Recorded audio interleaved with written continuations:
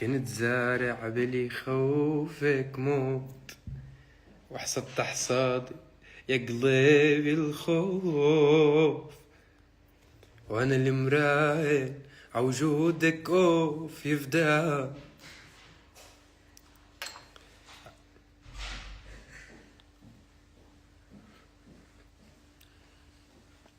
شو الاخبار يا حلوين يا امورين يا لذيذين؟ يقبرني ربكن شو حلوين على القافله على ولد تيتي.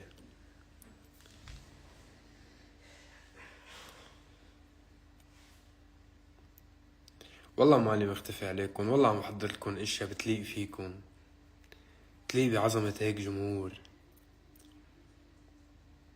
عملت شاي بدوننا صراحة.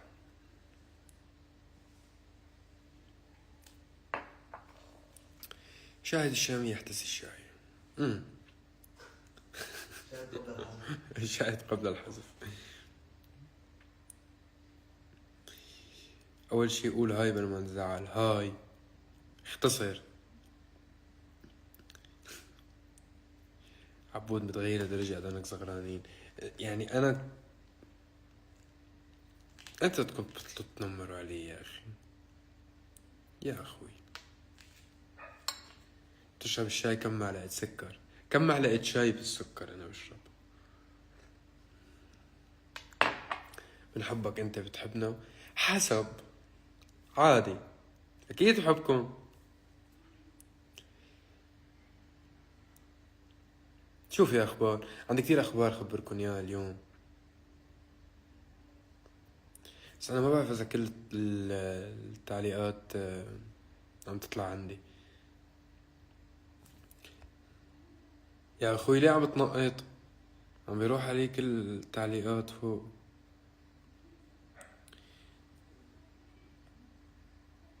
شو شعورك وجمهورك عالميين مثلك؟ شفتوا صحف بتحكي عنكم ومقالات بتحكي عنكم وصحافة بتحكي عنكم وإعلام بيحكي عنكم. إيش هو الجمهور الحمادي هذا؟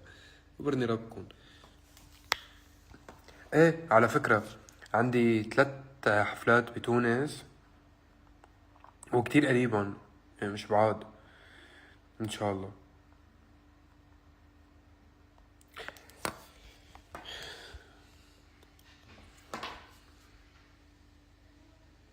بدك تسرب ولا لا؟ لا ما بقى في تسريبات.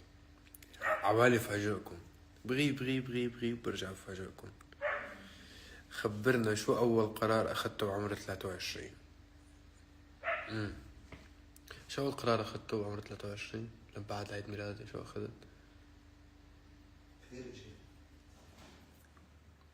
أول قرار لازم أقرره إني بطل قرر.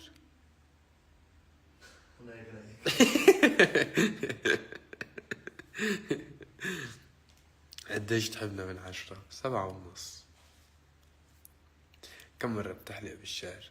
ما كتير، على قد مصرياتي. بعمل حفلة بحلق، ما بعمل حفلة ما بحلق، يعني ضيقان الأمور الحمد لله رب العالمين.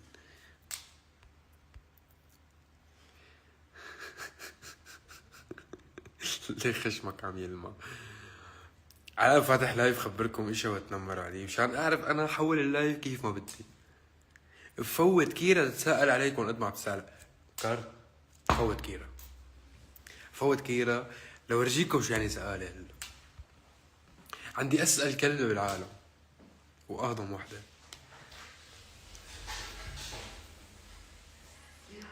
بس انفك كبران كتير. قد ما عم بلقط نفس لروق واصبر.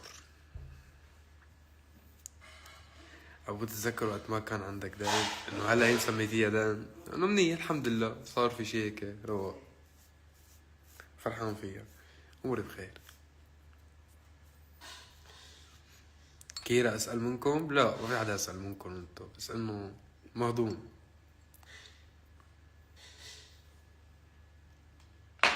شفطتنا ليه عم تحكوا عن أنفي؟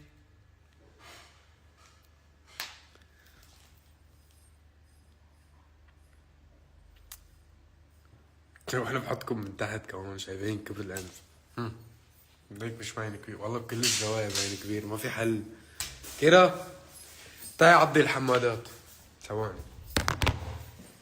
تعي عدي الحمادات لانه عم بيعذبوني. تعي علو دخل الله. تعي تعي تعي تعي تعي يا سهر. هون هون هون هون سلمي عليهم. هون سلمي عليهم. اديني بوس. نتم عم بمزح عم بمزح. ما تلحوسي ما تلحقي ما تبلع حوس. بقطع بقى التليفون تطلع حوسكم. ثواني طب بده يشوفوكي. يلا عن امك. هات طيب. شوف خلص زعرن.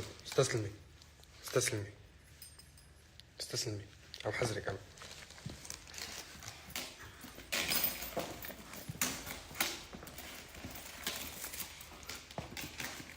لفة الجنزير ولفة الفون. طب رجلي طيب. شوف سوي صورة. روقي تعال لفت رجلي. طب ما روقي. عرفتوا عن شو عم بحكي انا هلا؟ تحسوا فيني؟ خلص طلعنا برا. صايرة زعرة؟ ليك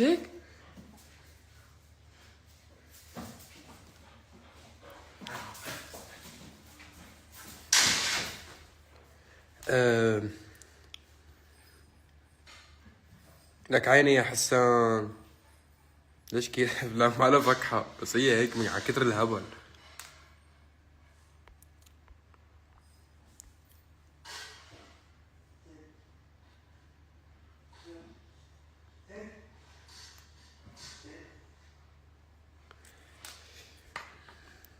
يا اخي حاليا نجاح بحلي. وفي احلى منه؟ الكون كله عم يحكي عنك وانت عم تشرب شاي بالبيت. هي ما في احلى منه. هي اقوى قوة بالعالم. هن بيحكوا انا بشرب شاي بالبيت.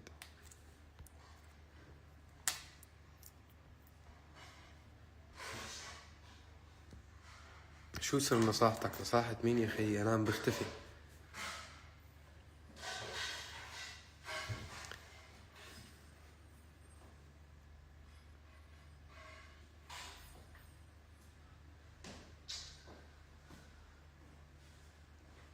بعتقد اللايف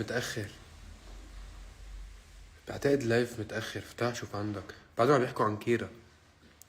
حبي يا إلي يقبرني ربك.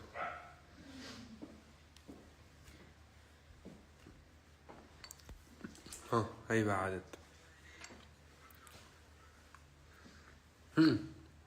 منيح مو متأخر.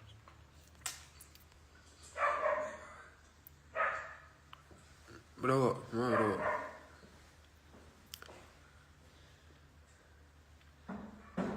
انا اهم شي اليوم فاتح خبركم يا حلوين يا امورين انه انتو بالنسبة لإلي وبنظري يعني الحمد لله رب العالمين اهم جمهور واهم قاعدة جماهيرية ممكن تلتقى بالوطن العربي. اوكي بدكم تكونوا دايما رايقين لانه هن بيقدروا يستفادوا منكم اذا عصبتوا او انبسطتوا. مين من كان عم بحكي لانه انتوا بتروحوا بتتفاعلوا فهذا الشي كثير مفيد. مش مطلوب منا غير نقعد ننبسط نفتح لايفات نشرب شاي نصمم وننجح. نحن مش مطلوب منا نعمل شي لانه ما في حدا ممكن يفيدنا بس نحن منفيد الكل.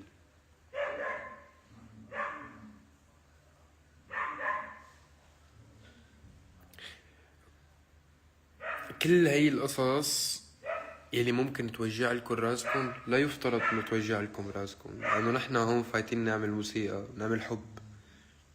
لما فتنا بدنا نعمل أول مرة موسيقى ونشرنا يا ليلو يا العين وصبران وين ودوالي وخدني ودكتور وتحت سابع أرض وجيناك وملكة جمال الكون. ولا مرة بحياتنا كنا عم نفكر غير بأنه عبالنا ننجز وننجح، ننتصر على اللجوء، ننتصر على نحقق ذاتنا. ليه نحن بندرس بالجامعة؟ ليه مننجح بالحياة؟ لنحقق ذاتنا، لأنه حلو النجاح وما لازم يكون أكتر من هيك. نحن بننبسط بالنجاح وبس.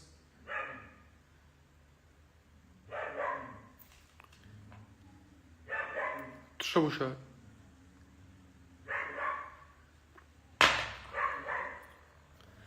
لأنه أهم شي بهالحياة كلياتها هي الراحة النفسية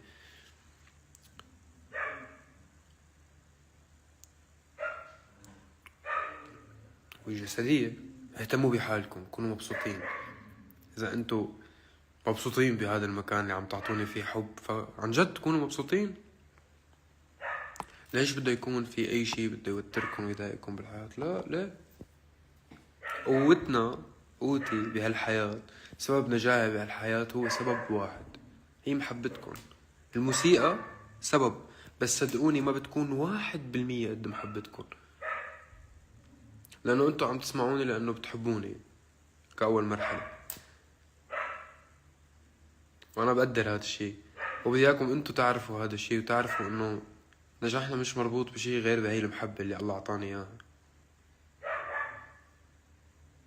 وبدعي لله، ما بدعي لله بكرة أعمل هيت،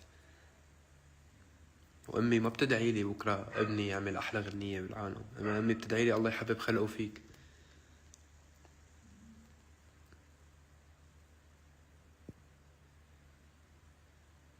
بحبكن أنا وبدي إياكن هيك دايما. والدنيا أكبر من هيك بكتير.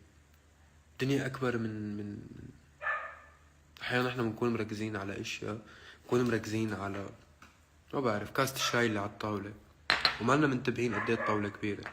بس يمكن في اشياء على هالطاولة كتير أهم وأحلى بمليون مرة من كاسة الشاي. يمكن هذا الإنسان عم بفكر يكون عم بيأسس عائلة، يكون عم بفكر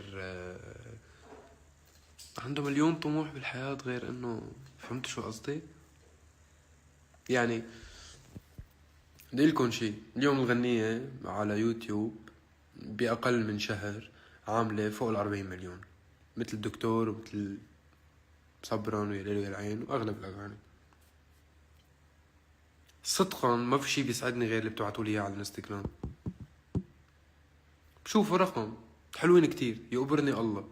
ما في أحلى من النجاح، كتير حلو، بس هذا الشي اللي بالقلب المعنوي هذا اللي انتوا بتعطوني اياه. الرقم رقم. في عظماء من الفنانين نحن بنعرفهم عالميين مش بالوطن العربي،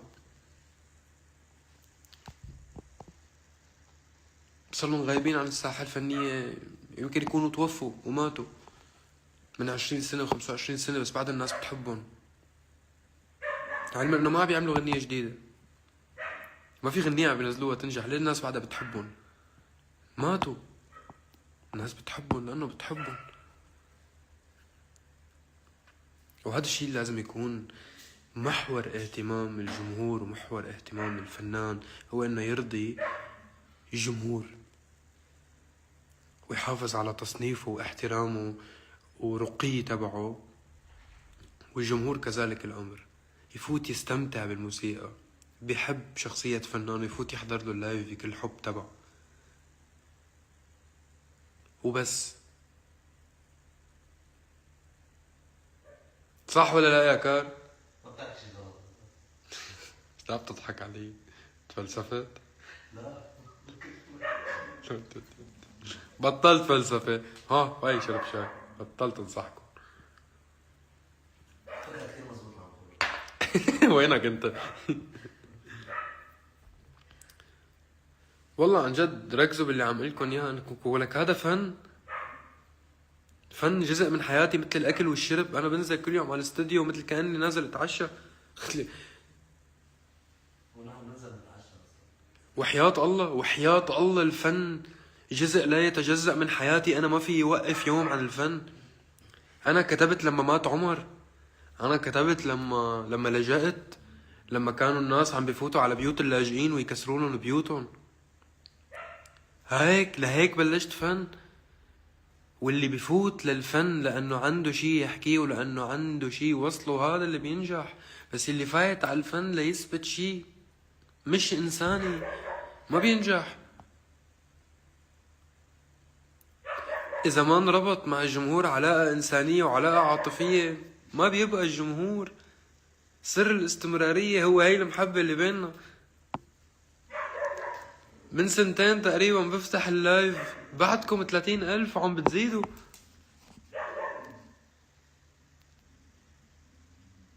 هلا عم فكر، عم جهز، بدي افتح جمعية خيرية نهتم باللاجئين السوريين اللي بعدهم لاجئين. هذا المفروض الفنان بيساعد أهل بلده، بينشر رسالة بلده، بينشر رسالة جيله، بيوقف على المسارح ليحكي قضية معينة. كل عمري هيك، ولا عمري وقفت عن هذا الشيء، وبدي اياكم هيك. تكررت هاي الأحداث وكل فترة بيجي منصة معينة أو حدا معين أو إنسان بده يهاجمنا أو مدري شو. أوكي، تصير وبدها تضل تصير، وبكرة حتصير، واللي بعده حتصير، حيضلوا يحكوا. ما أنا يعني أنا ناجح، كتر خير الله. الحمد لله رب العالمين، دعوات الوالدة وفضل من ربنا ومحبتكم موجود. بدهم يحكوا، وأنا مش ناجح بتصنيع الشاي. أنا إنسان ملك الكل، حياتي ملككم وأغنية ملككم، وهذا الشيء للعام. أكيد ناس تعطي رأيها وبدها تحكي، ولا ممكن يوقف هذا الشيء. ركزوا على الحب وركزوا على الحفلات الحلوة اللي عملناها بآخر فترة.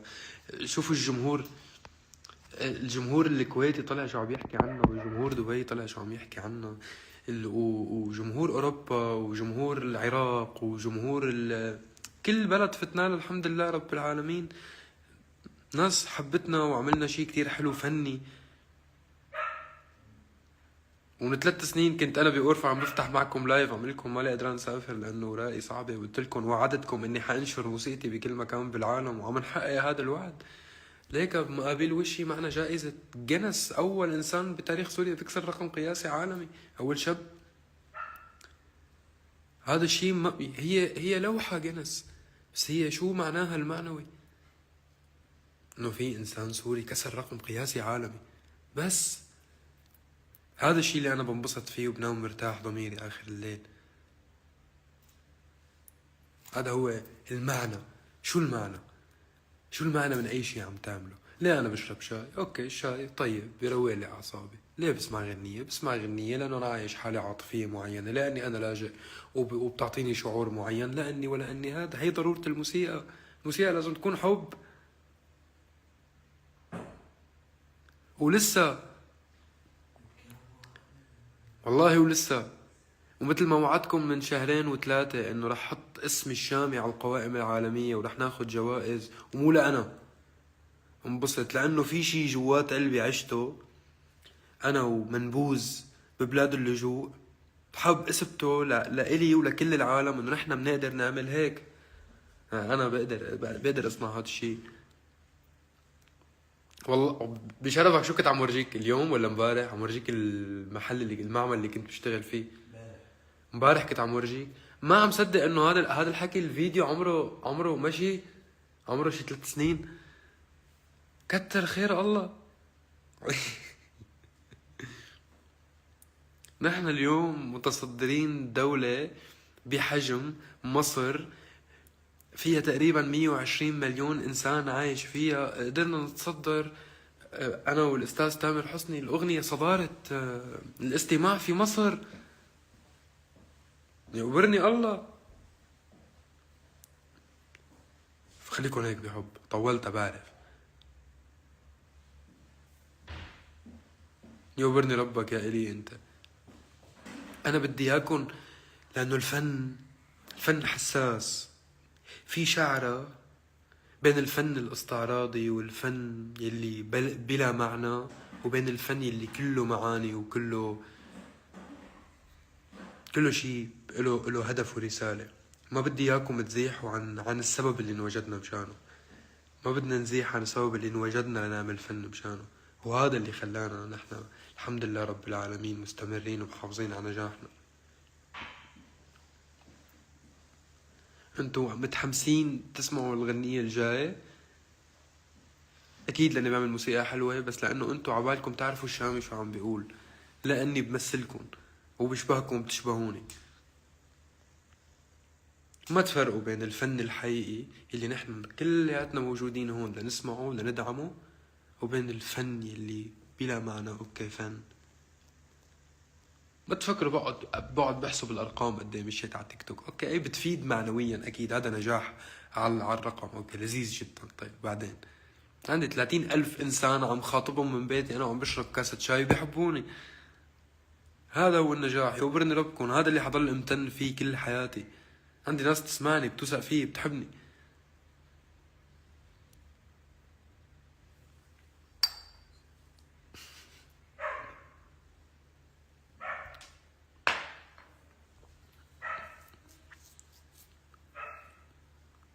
واوعكم من تنتبهوا على شغلة، من محبتكم لفنانكم او لفنان معين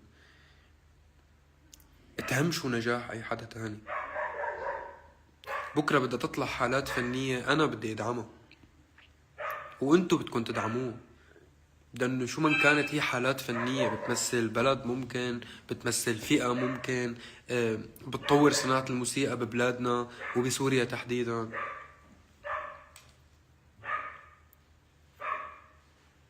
ضروري نعرف هذا الشيء. هي المنصات وهي الصفحات وهذا المكان موجود لندعم الفن الحي.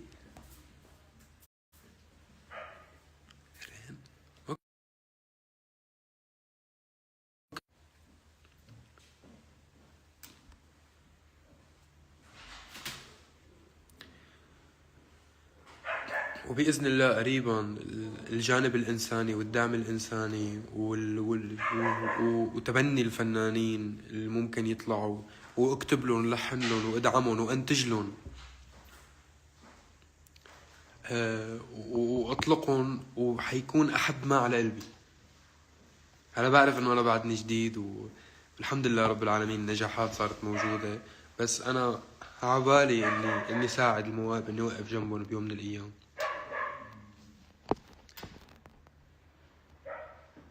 ودام الكل عم يحكي عنك وانت ما عم تحكي عن حدا، يعني انت منيح، يعني انتم منيح، يعني يقبرني ربكم.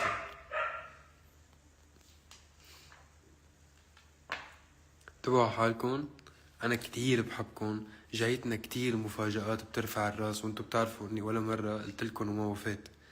خليكن رواق ومبسوطين واسمعوا الفن وانبسطوا فيه وحبوا حنان قد الدنيا. بحبكن انا.